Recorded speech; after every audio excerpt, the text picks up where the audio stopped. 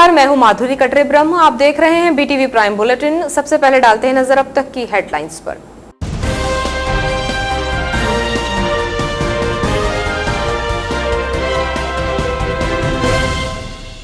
प्रभारी मंत्री के दौरे पर युवा कांग्रेसियों ने लहराए काले झंडे। ऊर्जा मंत्री हरदीप सिंह डंग के बालाघाट दौरे का विरोध, नारेबाजी करते हुए सड़क पर फेंके काले पर्चे। पुलिस ने किया युवा कांग्रेसियों को गिरफ्तार कर नवेगांव थाने लेकर गई पुलिस। कांग्रेस जनों ने थाने पहुंचकर बढ़ाया हौसला। प्रभारी मंत्री ने किया जिला चिकित्सालय का निरीक्षण। जिला चिकित्सालय के पैथोलॉजी लैब पहुंचे प्रभारी मंत्री। लैब में लगी मशीनों की मंत्री ने ली जानकारी। पीड़ितों से पूछा उपचार मिल रहा है या नहीं। वारासिवनी में नहीं थम रहा है चोरी का सिलसिला। एक सप्ताह के भीतर दूसरी बड़ी चोरी की घटना। सूने मकान को चोरों ने बनाया निशाना। एक दुकान का भी टूटा ताला, नकदी हुई चोरी। पुलिस की रात्रि गश्त पर उठ रहे हैं सवाल, जनता है परेशान।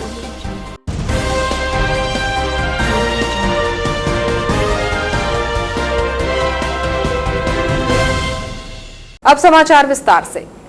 प्रदेश के ऊर्जा मंत्री और बालाघाट जिले के प्रभारी मंत्री का पहली बार बालाघाट आगमन हुआ, जिस पर कांग्रेसियों ने नारेबाजी कर जमकर प्रदर्शन किया। प्रभारी मंत्री का काफिला अंबेडकर चौक पर पहुंचा तो युवा कांग्रेसियों ने उन्हें काले झंडे दिखाने का प्रयास किया। काले पर्चे फेंके गए और प्रदर्शन उग्र होता गया। इसके पहले ही पुलिस ने सभी युवा कांग्रेसियों को गिरफ्तार कर लिया और पुलिस नवेगांव थाने लेकर गई, जहां कांग्रेस कार्यकारी जिला अध्यक्ष और युवा कांग्रेस कार्यकारी प्रदेशाध्यक्ष नितिन भोज सहित कांग्रेसी उनका उत्साह बढ़ाने पहुंचे। प्रदेश के सियासी घटनाक्रम के बीच सत्ता गंवाने वाली कांग्रेस अब प्रदेश भर में उन मंत्रियों को निशाने पर ले रही है जो कभी कांग्रेस में शामिल रहे हैं और सीधिया समर्थक होने के नाते उन्होंने कांग्रेस की सरकार को धराशाही कर दिया। बालाघाट जिले में पहली बार पहुंचे प्रभारी मंत्री हरदीप सिंह डंग भी कांग्रेसी विधायक रह चुके हैं और सिंधिया समर्थक होने के नाते उन्होंने इस्तीफा देकर उपचुनाव लड़ा था, जिसके बाद उन्हें शिवराज सरकार में मंत्री बनाया गया है। कांग्रेस सरकार गिराने में भूमिका निभाने की वजह से कांग्रेसियों ने सिंधिया समर्थकों को निशाने पर ले रखा है। यही वजह थी कि पूर्व आशंका के तहत युवा कांग्रेसियों ने जब प्रभारी मंत्री बालाघाट पहुंचे तो उनके दौरे का विरोध जताते हुए काले झंडे दिखाने का प्रयास किया। अंबेडकर चौक में प्रभारी मंत्री का काफिला पहुंचने पर युवा कांग्रेस बालाघाट विधानसभा अध्यक्ष दयाल वासनिक के नेतृत्व में कुछ युवा कांग्रेसियों ने काले रंग के झंडे फेंके, जिसमें डंग मुर्दाबाद गद्दार शब्द लिखे हुए थे। युवा कांग्रेसी कुछ देर काले झंडे लहराते रहे, जिसके बाद पुलिस ने तुरंत ही प्रदर्शन कर रहे सभी युवा कांग्रेसियों को गिरफ्तार कर लिया और ग्रामीण थाना नवेगांव में लेकर चली गई, जहां कुछ समय रखने के बाद उन्हें छोड़ दिया गया। लेकिन इसके पहले ही युवा कांग्रेसियों के प्रदर्शन से माहौल गर्म हो चुका था। युवा कांग्रेसियों की गिरफ्तारी के बाद उनका हौसला बढ़ाने के लिए कांग्रेस कार्यकारी जिला अध्यक्ष राजा सोनी, युवा कांग्रेस कार्यकारी प्रदेशाध्यक्ष नितिन भोज, ब्लॉक अध्यक्ष श्याम पंजवानी सहित अन्य कांग्रेस जन ग्रामीण थाना नवेगांव पहुंचे। इस दौरान प्रदर्शन के नेतृत्व करता रहे दयाल वासनिक ने सिंधिया समर्थकों को जयचंद करार देते हुए कहा कि जब जब इस तरह मंत्रियों का आगमन होगा तो युवा कांग्रेस इसका पुरजोर विरोध करेगी। आज बालाघाट जिले में मध्य प्रदेश के प्रथम जयचंद, जो जनता के वोटों को बेचकर लोकतंत्र की हत्या करके मध्य प्रदेश में कमलनाथ जी की चुनी हुई सरकार को गिराकर कुछ पैसों की लालच में आकर जो बिकने का काम किए थे, ऐसे जयचंद हरदीप सिंह डंग जो बालाघाट में जिनका आगमन हुआ था, आज बालाघाट युवक कांग्रेस ने, विधानसभा युवक कांग्रेस ने आज काले पर्चे जिस पर लिखा हुआ था मुर्दाबाद डंग, जयचंदों का स्वागत है, गद्दार सिंधिया के एक सीपे सलाहकार मुर्दाबाद के पर्चों को उनके ऊपर उड़ाकर काले झंडे से हम लोग उनको दिखाकर पूरे यूथ कांग्रेस के साथियों के साथ उसका पुरजोर विरोध किया। और हमने ये जताने का प्रयास किया कि बीजेपी जब जब ऐसी दमनकारी नीति अपनाएंगी, पुलिस को आगे करके युवक कांग्रेस के साथियों के साथ बर्बरतापूर्वक व्यवहार करेगी। और जब जब ऐसे जयचंद बालाघाट में आएंगे, सिंधिया के बिकने वाले लोग जब जब बालाघाट में आएंगे, यूथ कांग्रेस जिला NSUI के पूरे साथी पुरजोर तरीके से उसका विरोध करेगी और जयचंदों का जगाने का हम काम करेंगे। आज उसी को लेकर में पूरे जिले के लोग उपस्थित हुए थे और पुरजोर रूप से आज हमने उनका विरोध प्रदर्शन किए। 20 से 25 युवा साथियों की हमारी गिरफ्तारी हुई है और इन गिरफ्तारी के साथ में पुलिस प्रशासन ने ये बताने का काम किया है कि हमें जयचंदों का स्वागत करना पसंद है उन लोगों को। और जब जब बीजेपी सरकार डरती है, जब जब हमारे प्रभारी मंत्री और जो सिंधिया के जो गद्दार सिपाही है जब जब डरते हैं, पुलिस को आगे करके युवक कांग्रेस के साथियों को दबाने का प्रयास करते हैं, युवक कांग्रेस के साथियों को मारने पीटने का काम करते हैं। आज पूरे साथियों ने पुरजोर रूप से विरोध किया है। मैं मध्य प्रदेश की जनता से आह्वान करूँगा कि जब जब जयचंदों का आगमन होगा जहाँ जहाँ वह उनका पुरजोर रूप से विरोध करें। उसी प्रकार कांग्रेस कार्यकारी जिला अध्यक्ष राजा सोनी ने कहा कि देश प्रदेश में महंगाई का मुद्दा चरम पर है और साजिश के तहत कांग्रेस सरकार को गिराया गया है। इसलिए प्रभारी मंत्री के प्रथम बालाघाट आगमन पर युवा कांग्रेसियों द्वारा विरोध जताया गया है।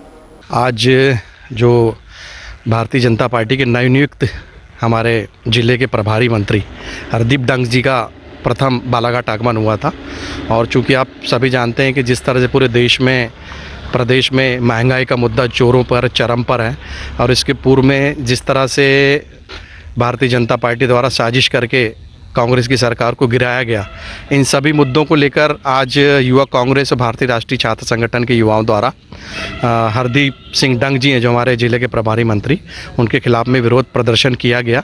और इस विरोध प्रदर्शन के दौरान पुलिस द्वारा आज उन्हें गिरफ्तार करके यहाँ नवेगांव थाने में लाया गया है, जिस हेतु आज हम यहाँ पर थाने में सारे कांग्रेस जन एकत्रित हुए हैं।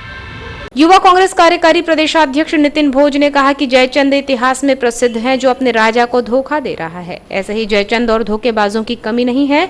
जब भी सरकार डरती है पुलिस को आगे कर देती है। जब जब प्रभारी मंत्री आएंगे तो पुरजोर विरोध होगा। जैसे कि आप सब जानते हैं कि जयचंद इतिहास में फेमस था, जिसने सिर्फ गद्दारी और धोखेबाजी के नाम पे अपने राजा को धोखा देते हुए आया। ऐसे ही हमारे बीच में एक जयचंदों की बड़ी भारी संख्या थी। उनके प्रमुख सबसे बड़े गद्दार जो रानी लक्ष्मीबाई जी के हत्यारे, उनके वंशज का एक और हमारे बीच का धोखेबाज मंत्री, अभी केंद्रीय मंत्री बने सिंधिया जी के समर्थक डांगी साहब यहाँ पे आए हैं, और वो भी सबसे बड़े जयचंद हैं। डांगी साहब से मैं जब हमारी कांग्रेस की गवर्नमेंट थी हम सब खुद मिले उनसे।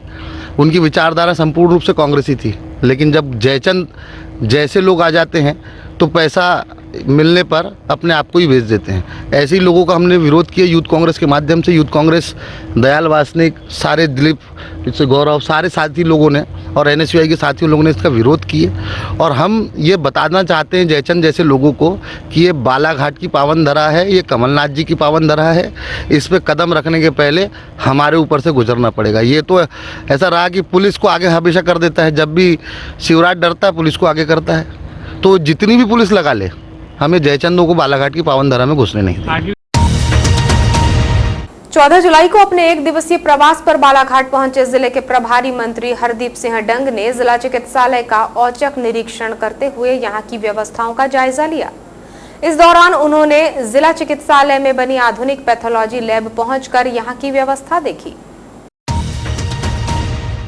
मध्य प्रदेश शासन के नवीन एवं नवीकरणीय ऊर्जा पर्यावरण मंत्री और बालाघाट जिले के प्रभारी मंत्री हरदीप सिंह डंग ने बुधवार को बालाघाट प्रवास के दौरान शहीद भगत सिंह जिला चिकित्सालय का निरीक्षण किया और चिकित्सालय प्रांगण में पौधरोपण भी किया।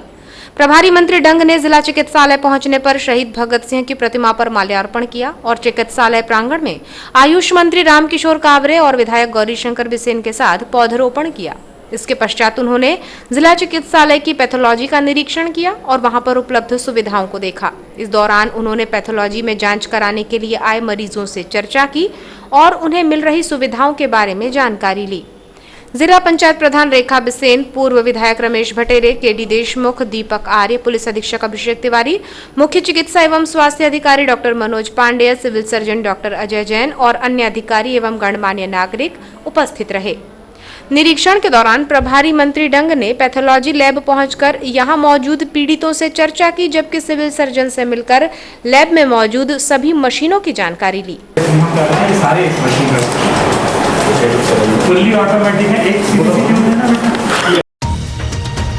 वारासिवनी नगर में चोरी की घटनाओं पर अंकुश लगाना पुलिस के लिए काफी मशक्कत वाला काम हो गया है। लगातार हो रही चोरी की घटनाओं को लेकर जहां नगरवासी चिंतित हैं, तो वहीं पुलिस भी हैरान है। 13 जुलाई की रात में फिर एक बार चोरों ने सूने मकान को अपना निशाना बनाया। बता दें कि पिछले एक सप्ताह के भीतर ये शहर में दूसरी बड़ी चोरी है, जबकि घटित हुई घटना वारासिवनी थाने के पीछे वाले क्षेत्र में ही घटी है, जिसके बाद पुलिस की रात्रि गश्त पर भी सवाल खड़े हो रहे हैं। जानकारी के अनुसार चोरी की वारदात वारासिवनी थाने के पीछे स्थित वार्ड नंबर 1 मिश्रा नगर में घटित हुई, जहां चोरों ने रात्रि में 2 फ्लोर में स्थित एक मकान और सामने एक दुकान को अपना निशाना बनाया और मकान का ताला तोड़कर जेवरात सहित नकदी रुपयों पर हाथ साफ कर दिया। जानकारी के अनुसार पीड़ित परिवार लगभग 2 माह से अपने भाई के घर में निवास कर रहा था। वहीं जिस मकान में चोरों ने घटना को अंजाम दिया वो इलाका एक घनी आबादी वाला क्षेत्र है और ये मकान 2 फ्लोर में है। आजू बाजू में लगभग 3 से 4 परिवार निवास करते हैं। फिर भी चोरों ने बड़ी आसानी से चोरी की घटना को अंजाम दिया है। घटना के विषय में जानकारी देते हुए मकान मालिक भावना गणवीर ने बताया कि उनके पति संदीप गणवीर विद्युत विभाग में पदस्थ थे, जिनका 7 अप्रैल को निधन हो गया। तब से वो वारासिवनी वार्ड नंबर 9 में अपने भाई प्रवीण डोंगरे के घर में रह रही थीं। बुधवार को उन्हें पड़ोसी का फोन आया और बताया कि आपके घर का ताला टूटा हुआ है। तब उन्होंने घर जाकर देखा तो सामने के दरवाजे का ताला टूटा हुआ था। अंदर जाकर देखा तो दोनों अलमारी और अटैची का सारा सामान बिखरा हुआ था। वहीं अलमारी में रखे लगभग 20,000 रुपये और एक जोड़ी कान के झुमके गायब थे। क्या घटना हुई आपके यहाँ? चोरी हो गई कब हुई? कल रात में। कैसी की घटना हो गई? हस्बैंड डेथ हो गई तो 2 महीने से मैं अपने भाई क्या थी। दूध वाले से पता चला, आजू बाजू वाले का फ़ोन आया, उसने फ़ोन किया, बताया। हम तुरंत घर से आए, देखे दरवाज़ा खुला था, दोनों अलमारियाँ खुली थी, लॉकर वॉकर सब खुले थे, कपड़े नीचे गिरे थे। 10,000 रुपये और एक कान का चोरी हुआ। कितनी कीमत रही होगी कान की? 15,000 रुपये रहा होगा। अच्छा, टोटल कितनी चोरी होगी? लगभग 25,000 की। 25,000 रुपये जेवर लेकर। वहीं इस मकान के सामने स्थित एक Santoshi IMC herbal India pharmacy दुकान में भी चोरों ने सामने के दरवाजे का ताला तोड़कर लगभग 2,000 रुपये पर हाथ साफ कर दिया।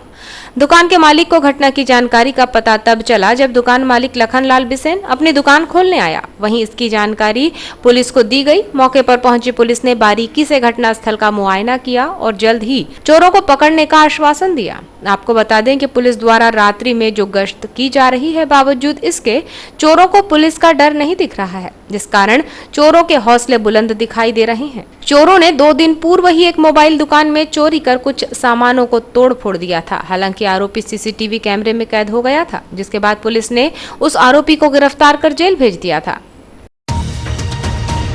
मछुआरे मत्स्य पालन के कार्य को छोटा काम ना समझें। कोई भी कार्य छोटा या बड़ा नहीं होता। मछुआरे अपनी सोच को बड़ा करें और छोटे छोटे काम भी मेहनत और ईमानदारी से करें। अपनी स्वयं की मदद करना सीखें तो निश्चित रूप से वे सफलता की सीढ़ियां चढ़कर प्रदेश को उन्नति के मार्ग पर आगे बढ़ाएंगे।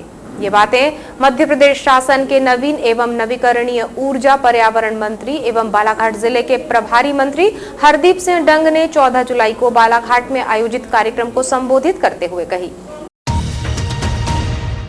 नगर के कमला नेहरू महिला मंडल के प्रांगण में आयोजित इस कार्यक्रम में मध्य प्रदेश शासन के आयुष मंत्री रामकिशोर कावरे, विधायक गौरीशंकर बिसेन, जिला पंचायत प्रधान रेखा बिसेन, भाजपा जिलाध्यक्ष रमेश भटेरे, पूर्व विधायक KD देशमुख, कलेक्टर दीपक आर्य, पुलिस अधीक्षक अभिषेक तिवारी, जिला पंचायत सदस्य उमेश देशमुख, विजय खेरे, झांसी नागेश्वर, जनपद पंचायत के अध्यक्ष पूरनलाल ठाकरे, राजकुमार रायजादा, निरंजन बिसेन, उप संचालक मत्स्योद्योग शशि प्रभा धुर्वे, अन्य विभागों के अधिकारी और मत्स्य पालक उपस्थित थे।